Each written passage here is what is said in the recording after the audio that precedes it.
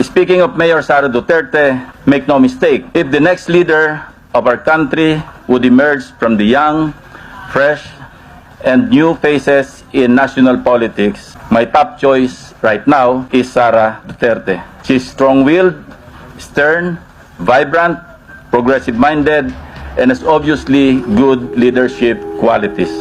Yung track record niya rin, pati yung experience niya as a local government official in Davao says it all. Ayon sa Pulse Asia Survey, si Vice President Sara pa rin ang top choice ng mga Pilipino para maging presidente. Sa kabila ng lahat ng pag-atake ng mga buwaya, hindi natitinag sa alapap ang agila.